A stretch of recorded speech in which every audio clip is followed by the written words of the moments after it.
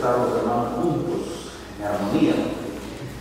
Eso es lo que enseña la palabra y eso es lo que anhelamos, estar en armonía, en común unión, en alegría, viéndonos con ojos de fraternidad, de amor, y no con discordias entre nosotros.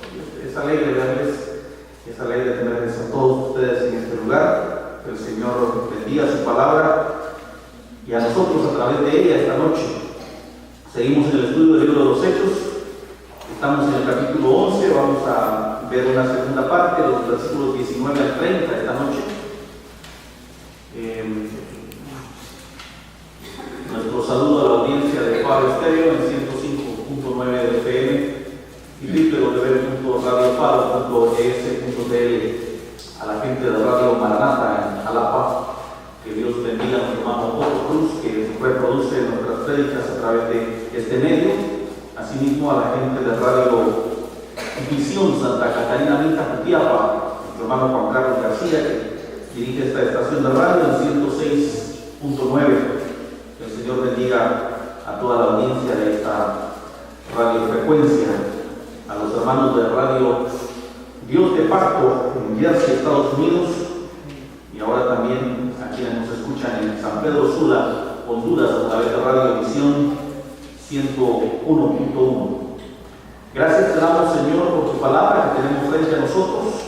Pedimos que te manifiestes a través de ella, que te reveles a nosotros, que nos des sabiduría y gracia para entender tus propósitos a través de esta palabra. Que uses a tus siervos, Señor. Sabes que soy el más pequeño de todos tus siervos. Lo entiendo así, lo reconozco así, Señor, lo profeso de esa manera. Señor, sé que no soy digno, que no soy capaz, que no soy merecedor, que no tengo la preparación, Señor. Lo único que tengo es mi corazón dispuesto y te lo entrego hoy, Señor. La disposición de mi corazón es para ti. Glorifícate, úsame, cumple tu palabra que dice que tu poder se perfecciona en la debilidad humana. Yo, reconociéndome así de pequeño, de pecador, de indigno, también sé, Señor, que tú eres el Dios todopoderoso, que puedes actuar hoy a través de tu palabra. En Jesucristo te damos gracias. Amén. Vimos el informe de Pedro a la iglesia de Jerusalén al principio del capítulo 11. Ahora vemos la fundación, podríamos decir, de la iglesia en Antioquía. ¿Cómo se da esta situación? Vemos el versículo 19, dice: ahora bien, los que habían sido esparcidos a causa de la persecución que hubo con motivo de Esteban, pasaron hasta Fenicia, Chipre y Antioquía, no hablándole a nadie la palabra, sino solo a los judíos. Pero había entre ellos unos varones de Chipre y de Cirene, los cuales, cuando entraron en Antioquía, hablaron también a los griegos anunciando el evangelio del Señor Jesús. Y la mano del Señor estaba con ellos, y gran número creyó y se convirtió al Señor. Dios permite ciertas situaciones, ciertas luchas en la iglesia, que son parte de su propósito y plan eterno, que nosotros no entendemos. En el caso de la muerte de Esteban, trajo como consecuencia una persecución y huida de los cristianos de Jerusalén a Fenicia, Chipre y Antioquía. Una persecución en contra de la iglesia. Hermanos, se ha iniciado una persecución contra la iglesia en nuestros días, y es una persecución quizá no como la de la iglesia primitiva, sino una persecución que tiene más que ver con una persecución no contra la iglesia como institución, sino contra el mensaje verdadero de la iglesia. Se han revuelto las doctrinas, las enseñanzas. Se está enseñando a la gente que el evangelio y el catolicismo es lo mismo, que al final de cuentas el mismo Dios tenemos y que, hay que recibirlos en medio de nosotros y nosotros aceptar sus prácticas idólatras. Y ellos de pronto ahora, por órdenes de su máximo líder, al que ellos llaman Papa o Gran Padre, se les ha enseñado a copiar todo lo que la iglesia cristiana hace. antes se burlaban de uno y le decían, ahí viene la alabaré, y cantaban alabaré, alabaré. No me recuerdo, cuando yo era niño se burlaban los compañeritos católicos, se burlaban de mí en la escuela. Ahora ellos cantan alabaré también. Porque quieren hacerle creer a las personas que es lo mismo.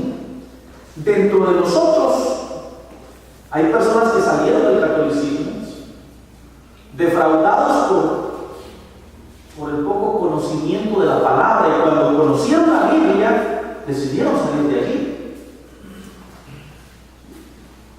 Todo católico que un día decide leer la Biblia, deja de ser católico. Así de sencillo. Lamentablemente hay cristianos evangélicos de nombre que no leen la Biblia y entonces se dejan enredar en esta situación. Vimos a un Alex Campos recién este año yendo a dar concierto en una misa en el Vaticano, y entonces tomamos la determinación de que la música de Alex Campos no suena nunca más en Faro Estéreo. O es cristiano o es católico, o va o viene. Creo que es necesario que el cristiano verdadero sea radical y reconozca cuál es su lugar. La Escritura dice salir de medio de ellos y no toquéis el inmundo. O sea, la palabra nos está invitando a salir, no a revolver. Don Moy, cantante cristiano, también aparece de pronto cantando Sublime Gracia en un video de una misa en el Vaticano. Oímos a Luis Palau haciendo declaraciones, muy contento por la elección del Papa Francisco. Dice que contento porque un padre argentino ahora es el nuevo Papa, que es un hombre dedicado a la oración y a la lectura de la palabra. Si Francisco leyera la Biblia, no adorara imágenes. Lo primero que hizo Francisco cuando recibió el papado fue ir y hacer una oración en frente de una estatua, de una imagen de Juan Pablo II. Entonces, si él leyera la Biblia, no hiciera eso. Y si Luis Palau fuera cristiano, tampoco hiciera ese tipo de declaraciones. Jesús Adrián Romero, Dante Gebel, predicadores de la talla de Cachuna, Guillermo Maldonado, Nahum Rosario, y todos estos de la prosperidad, porque de alguna manera les interesa tener ganado el favoritismo de la gente, el populismo. Esto se volvió un negocio, un mercado, y se dejó de predicar la verdad. Yo hablaba, hermanos, de que la persecución ahora viene en contra de los que predicamos y decimos estas cosas abiertamente. Ya somos perseguidos. Solo que la persecución no es a matarnos, sino a destruir nuestros ministerios, haciendo señalamientos, acusándonos, el mismo Satanás destruyendo los hogares de los siervos, porque lo que está buscando de alguna manera es destruir los ministerios y callarle la boca a los que decimos la verdad. Digo esto en relación a la persecución que se dio en Jerusalén con la muerte de Esteban. Y dice que los hermanos, con motivo de esto, dice, fueron esparcidos, o sea, salieron despavoridos, huyendo, cada quien hacia donde pudo, y se ubicaron en lugares como Fenicia, Chipre y Antioquía. Calladita la boca, dice, no le hablaban a nadie del Evangelio, porque tenían miedo, a excepción de hablar de los judíos. Pero sucede algo maravilloso. Dice el versículo 20, había entre ellos unos varones de Chipre y de Cirene, que ya habían creído al mensaje. Cuando entraron a Antioquía, le hablaron también a los griegos anunciando el Evangelio del Señor, y la mano del Señor estaba con ellos, y gran número creyó y se convirtió. Así surge la nueva iglesia cristiana evangélica, si se le puede llamar así en su momento, en Antioquía. Gente que salió huyendo de Jerusalén a causa de la persecución. Decían mis hermanos, suceden cosas que a veces no entendemos. Venimos por 20, ¿cuántos años tenemos aquí? 29, de estar predicando el Evangelio en este lugar. La iglesia se ha dividido un montón de veces, pero un montón de veces. Gente que ha dicho yo me voy y se van para otra iglesia o se van a formar un grupo por allá.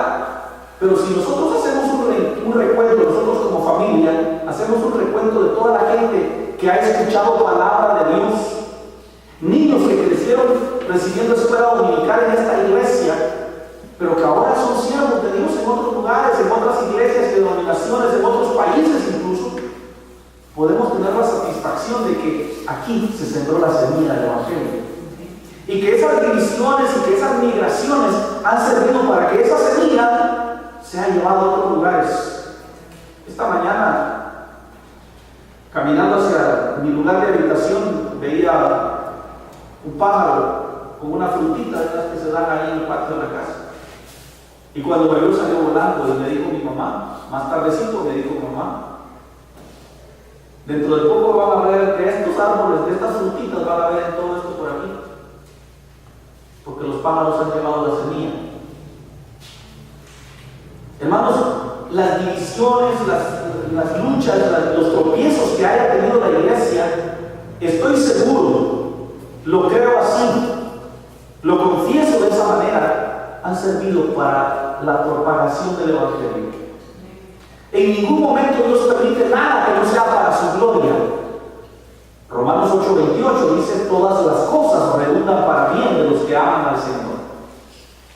Entonces, muy a pesar de todas esas luchas que ha tenido la iglesia, de las persecuciones que se han dado, tengo la seguridad de decir: la palabra de Dios se ha sembrado en este lugar y ha llegado mucho más lejos de lo que alguna vez soñamos. Hay mucha gente en Estados Unidos que aquí escucharon una escuela dominical y allá se convirtieron, golpeados por la vida, atrofiados por los problemas que da la existencia humana, pero allá se acordaron que una vez en una escuelita dominical marchaban cantando: somos soldaditos siervos del Señor. La obra del Señor siempre permanece, porque no es la obra de los hombres. Esta no es la iglesia de Don Rufino, como algunos dijeron, o ahora es la iglesia del hijo Don Rufino. Esta es la iglesia de Cristo. Y así como Don Rufino fue y ahora descansa en presencia del Señor, mira, estos también no. Pero la obra del Señor permanecerá para siempre. Usted debe estar persuadido al 100% de que usted no le pertenece a la iglesia del hijo Don Rufino, que usted no es miembro en propiedad de la iglesia de Nazareno, que la propiedad, el título de propiedad suyo lo tiene Jesucristo, porque Él fue el que pagó el precio en la cruz del Calvario. Y pase lo que pase, por difícil que sea, quizá venga persecución más recrudecida en contra de la iglesia por cuando estamos viviendo los últimos tiempos. A donde quiera que usted vaya, lleve en su corazón la semilla que aquí se ha sembrado. Estamos viviendo tiempos angustiosos.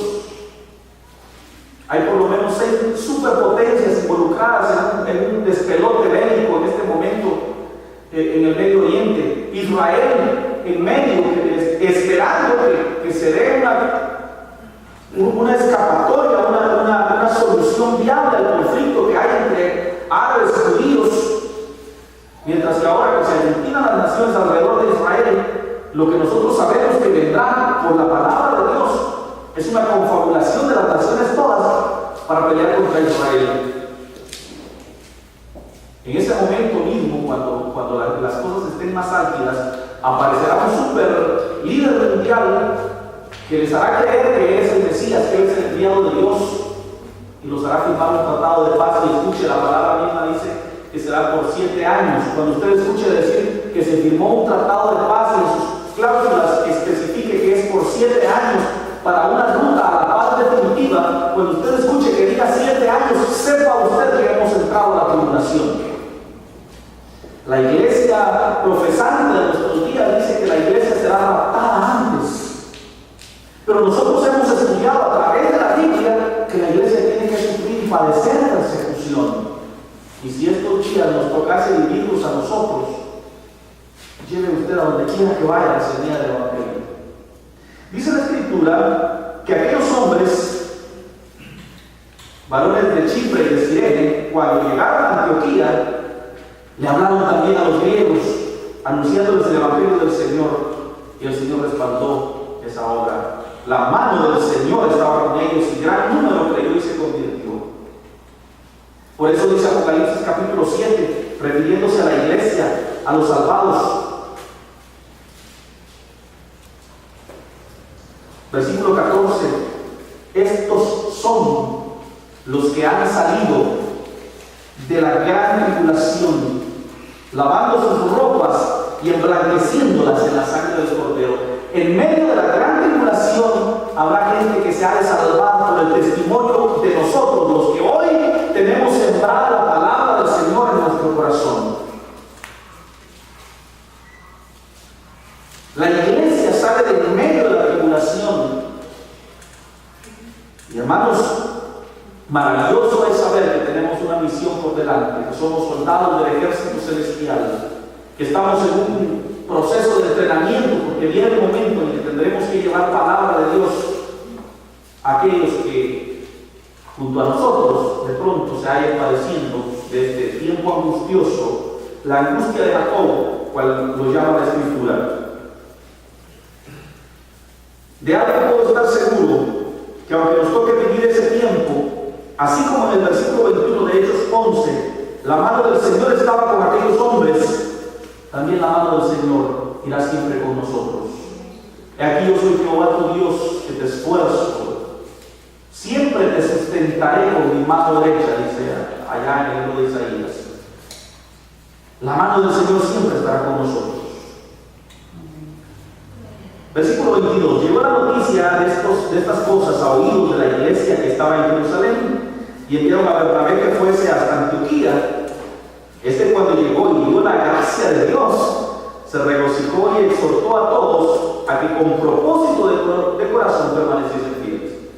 La iglesia de Jerusalén se preocupa por cuanto Jerusalén era una congregación, la iglesia de Jerusalén era una congregación de personas que habían salido del judaísmo al cristianismo, y ellos tenían en su concepción que el cristianismo era solo para los judíos. Y como lo vimos en la porción anterior, el jueves pasado, se sorprenden al ver que este evangelio también es para los, en aquel momento, gentiles o idólatras de aquel momento. No que el Señor acepte la idolatría, sino que el Señor tiene planes maravillosos para aquellos que están enredados en idolatría, para rescatarlos y sacarlos de ahí. De esta manera, la iglesia en Jerusalén, al enterarse de lo que está sucediendo en Antioquía, se preocupa y manda a investigar, y envían a Bernabé como su agente especial de investigaciones. Pero cuando Bernabé llega, dice la Escritura que en lugar de vetar, de desaprobar lo que estaba sucediendo, se llenó de gozo, porque vio el poder y la gracia de Dios manifestarse en aquel lugar. En verdad, Dios no hace excepción de personas. No hay judío ni griego, dice el apóstol Pablo. En otras palabras, Dios no hace diferencia entre los judíos y los cristianos evangélicos en cualquier país del mundo. Algunos aseguran que la iglesia será raptada antes y que los judíos tienen que sufrir la tribulación, porque ¿para qué negaron a Jesús? No hay una gracia superior sobre nosotros como no la hay sobre ellos. Las mismas cosas que están profetizadas para la humanidad nos corresponde vivir a nosotros como a ellos. Y lo mismo que hizo Bernabé, hago esta noche, para que se propongan en su corazón permanecer fieles, pase lo que pase.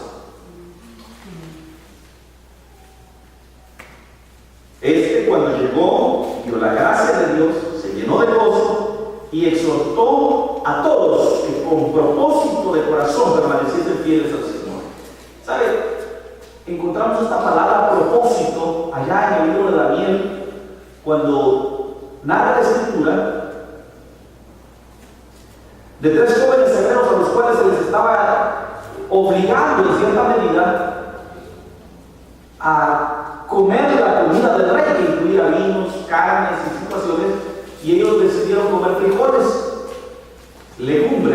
Las leguminosas son las que se dan en paño, frijolitos, las albergas. Y ellos se quedaron comiendo frijoles cuando les estaban dando carnes, pero carnes y vinos que habían sido ofrecidos en adoración a los ídolos de la Babilonia de aquel momento. Y dice la Escritura, y Daniel propuso en su corazón no contaminarse con la comida del rey. Ahora encontramos esta palabra y dice que exhortamos a los hermanos a que con propósito de corazón, Daniel propuso en su corazón no contaminarse con la comida del rey. ¿Y usted, hermano, hará el propósito de mantenerse fiel en los caminos del Señor? Propósito de corazón. Yo me atrevo a petarlo a usted que me escucha en esta noche, a que se proponga en su corazón no volver atrás. Gloria a Dios por los que podemos decir amén. Recordaba una historia que contaba mi papá. Él tenía nombre y apellido, yo no recuerdo el nombre y el apellido. Es una historia real de alguien que se convirtió al Evangelio y había sido fumador de pipa. Hoy ya no se miran esas cosas.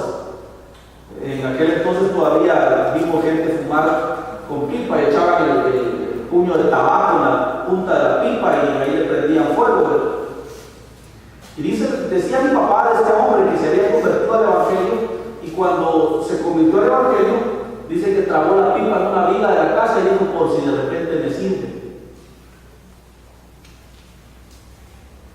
Hermanos, si en tu vida hay situaciones que has estado reservando por si de repente regresas al mundo, esta noche yo te reto para que con propósito de corazón abandones todo tu pasado y digas, Señor, no pienso volver atrás.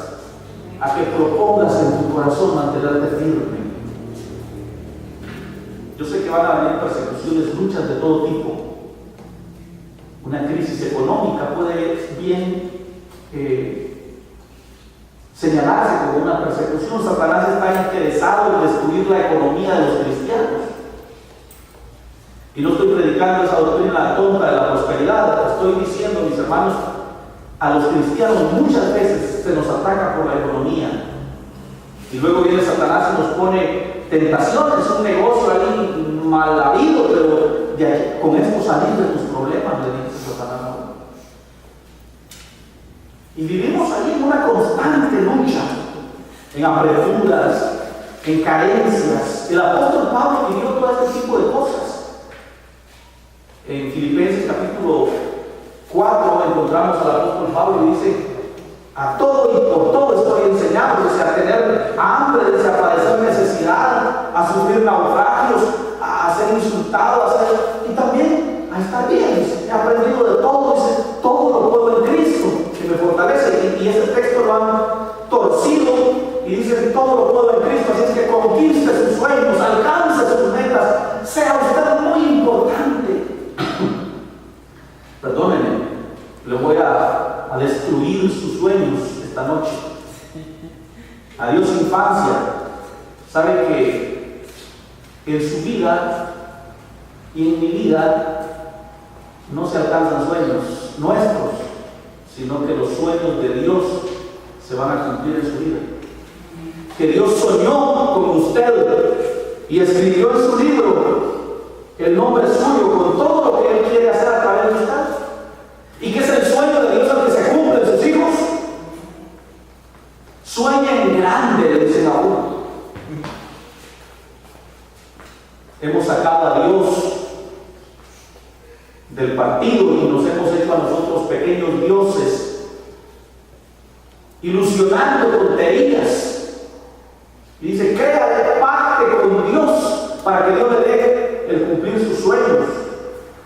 Y llegan con Dios y le dicen, Señor, voy a dar tanto de dinero si tú haces lo que yo quiero. Y Dios, como vive en la hambre, igual que digo, Rufino, una gran lipidia, a ver, les agarra la mano, ¿verdad? ¿No les parece un absurdo? ¿No les parece que nos estamos burlando de Dios? Dios es soberano y hace lo que Él quiere, cuando Él quiere, como Él quiere y con quien Él quiere. Le guste o no le guste. Si no puede decir amén, le guste, pero la verdad,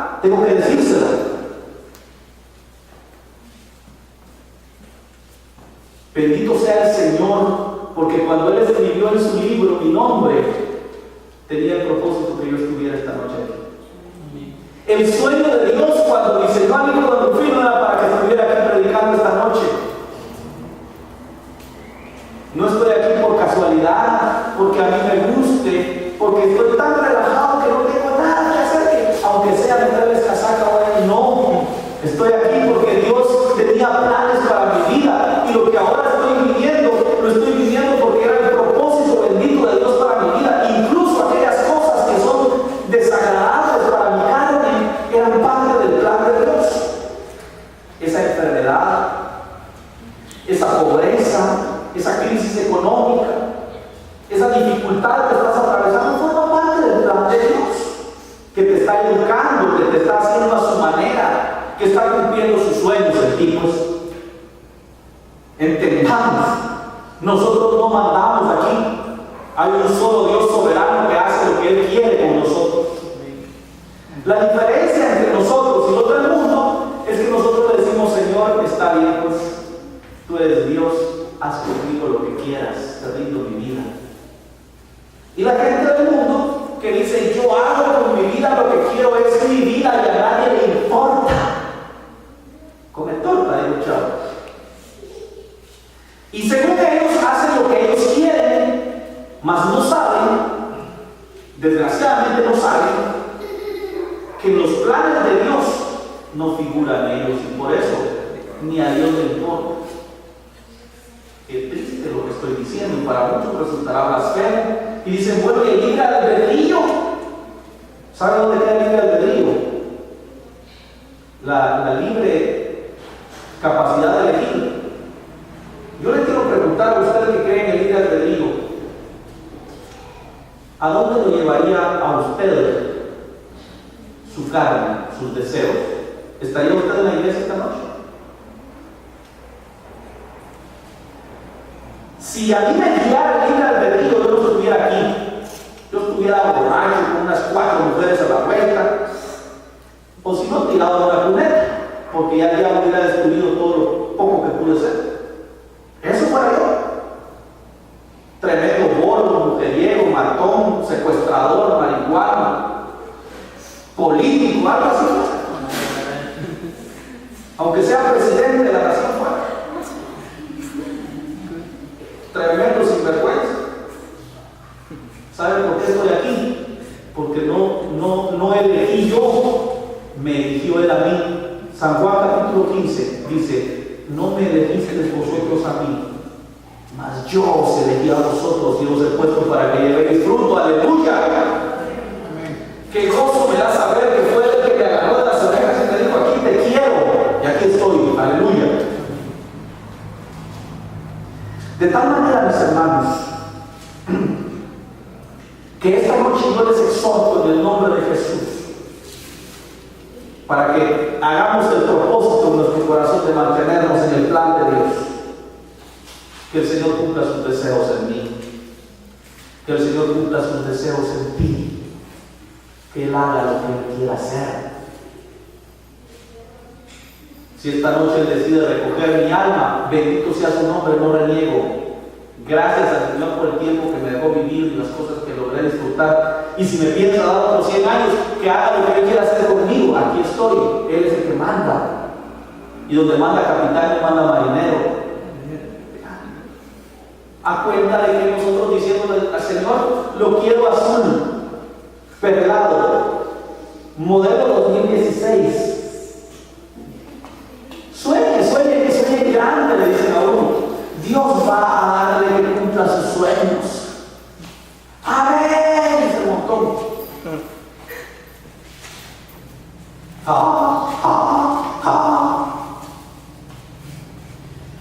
Es tiempo de darnos cuenta de que es Dios el que manda, que Él hace lo que Él quiere. Tengo lo que tengo porque Él quiso dármelo. Y si mañana lo pierdo todo, será porque Él quiso quitármelo. Punto. Entienda, Dios sigue siendo Dios que está allá arriba en el cielo, y usted sigue siendo un miserable ser humano. Gusano soy y no hombre, dice el salmista. Estamos aquí abajo. ¿A cuenta de qué? La criatura dándole órdenes al Creador.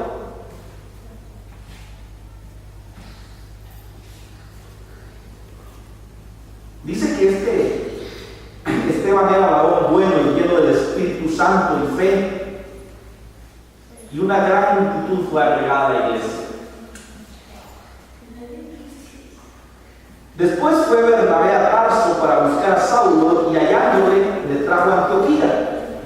Y se congregaron ahí todo un año con la iglesia que se estaba fundando, que se estaba formando, y enseñaron a mucha gente, los discipularon, les enseñaban las verdades bíblicas.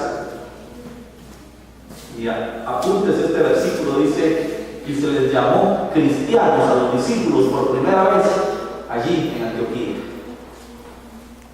Desde entonces nos pusieron el apodo de cristianos, porque seguimos a Cristo Jesús.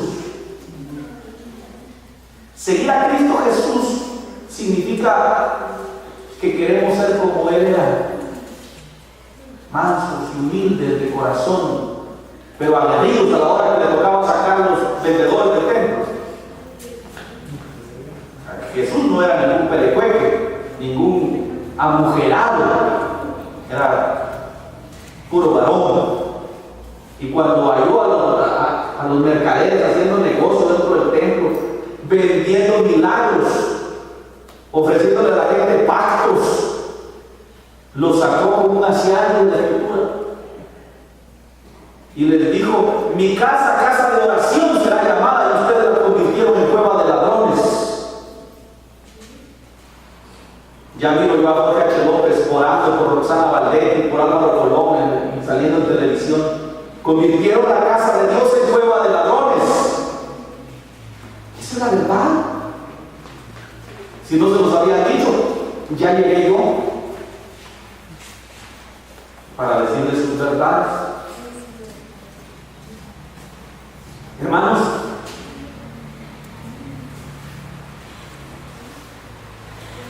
ser cristiano significa seguir y servir a Jesús como Él lo hizo. ¿Usted lee en alguna parte de la Biblia que Jesús vendió milagros? Gran campaña de salvación y sanidad divina con el super mega archi evangelista internacional desde Miami, con escala en el San Salvador. Ahora con nosotros el super comediante Chespirito.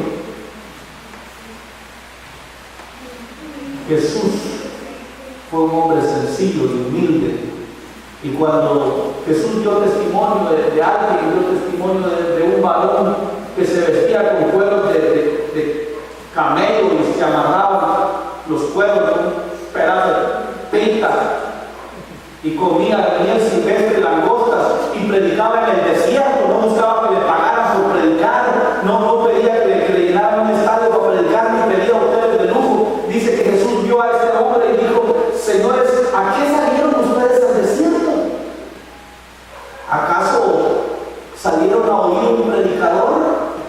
¿A un profeta? Les digo que ese Juan el Bautista es el más grande profeta de todos. No ha habido ni habrá, no se levantará jamás alguien como él. ¿Pero quién era Juan? Un hombre que le decía a la gente: Jesús les ama, queridos hermanitos míos. Generación de víboras, les decía, culebras son ustedes.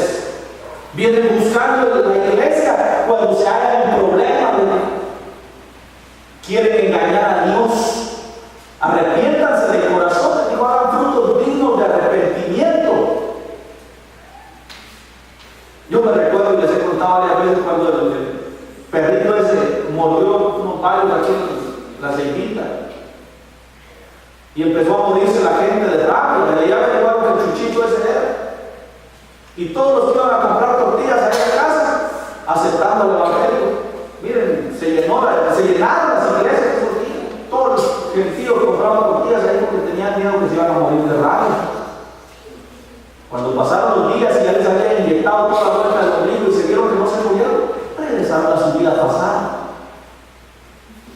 Gente así era la que escuchaba a Juan el Bautista. Y Juan les decía: ustedes hipócritas son, vienen porque los mordió la chuchita negra de la de las tortillas. Generación de víboras, culebras son. El verdadero evangelio, mis hermanos, los verdaderos cristianos, somos gente con carácter. gente afeminada, oiga lo que estoy diciendo, hombres afeminados, amujerados, están detrás de los púlpitos. Da vergüenza, y cuando se les corre la cortina, terminan saliéndose del closet.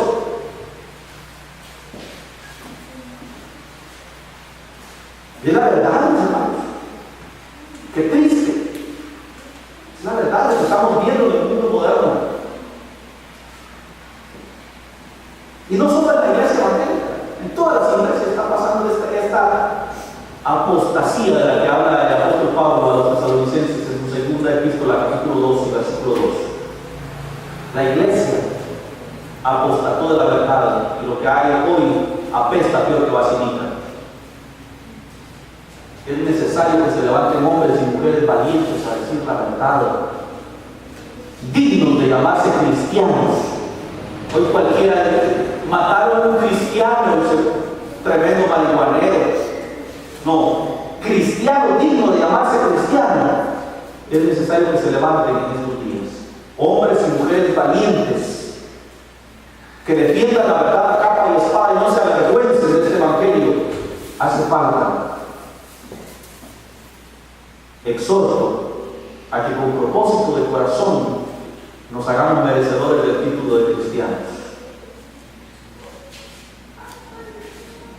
En aquellos días unos profetas descendieron de Jerusalén a Antioquía, y levantándose uno de ellos llamado Ágabo, daba a entender por el Espíritu que vendría una gran hambre en toda la tierra habitada, la cual sucedió en tiempo de Claudio.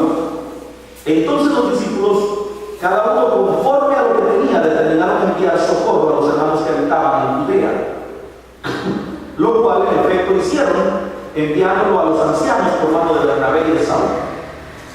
Mire, la palabra diezmo aparece en el Antiguo Testamento, y en algún momento hemos explicado la verdad sobre el diezmo. En el Nuevo Testamento nunca se habla de diezmo. La iglesia cristiana primitiva recogía ofrendas, no necesariamente para darle comer al apóstol Pablo y que se montara en una buena yegua o en un buen camello. Dice que propusieron en su corazón enviar ayuda a los hermanos que habitaban en Judea en medio de una gran hambre que se vino en aquellos días. Lo propusieron y lo hicieron. Hermanos, la iglesia está sujeta a tener gastos. Tenemos un local, energía eléctrica, algunos gastos fijos y otros que se dan por eventualidad del mantenimiento del local. Pero esencialmente, la plata que la iglesia recoge debe servir para ayudar a los hermanos de la iglesia que se hallan en necesidad. Nótese, de la iglesia. Nunca faltará algún aragán que venga y diga: hermanos, para que recojan una ofrenda por mí. Tengo a mi mamá enferma. Es mentira. Y aquí trae una receta y una carta del alcalde. Y ahí anda la iglesia pidiendo dinero. Nosotros debemos ayudarnos entre nosotros. Así dice la Escritura: y de hacer el bien no os canséis, porque a su debido tiempo segaremos. Mayormente a los de la familia de la fe. Si usted se da cuenta la función que cumplía una iglesia reciente, una iglesia recién nacida, se da a causa de una persecución, se predica en Antioquía, Bernabé y Pablo llegan, habitan ahí 2 años y vemos a una iglesia tan consolidada, tan firme, que ahora se preocupa por los hermanos de Judea y recogen ofrendas, no sé si en especie o en dinero, pero mandan la ayuda a través de Bernabé y de Saulo en un momento de necesidad. Cuando usted vea una necesidad entre los hermanos, no tenga pena de decirnos: hermanos, recogamos una ofrenda y ayudemos a la hermana fulana, ayudemos al hermano fulano. Para eso está la iglesia, para apoyarnos mutuamente. Vemos entonces una iglesia recién nacida, bien consolidada, con amor fraternal, ayudando a los hermanos de Judea. Que el Señor nos dé el carácter, la determinación el propósito de corazón para mantenernos firmes y para hacer esa clase de iglesia ejemplar en medio de un mundo, en medio de unas economías que apostató de la verdad. Padre bendito, te doy gracias por tu palabra esta noche. Gracias por estos ejemplos maravillosos que hallamos en el libro de los Hechos, de cómo debe ser la iglesia. Y gracias, Señor, porque esta noche tu palabra nos confronta y nos reta a tener propósito de corazón para mantenernos firmes. Y yo quiero agregar que seamos hallados dignos de ser llamados cristianos, de los legítimos, de los que no se avergüenzan, de los que defienden a capa y espada la verdad del Evangelio. Señor, danos ese carácter, que nosotros somos débiles e incapaces, pero tú eres fuerte y poderoso y nuestro Padre, y mediante tu Espíritu, Señor, sabemos que es posible. En el nombre de Jesús te lo pedimos. Amén.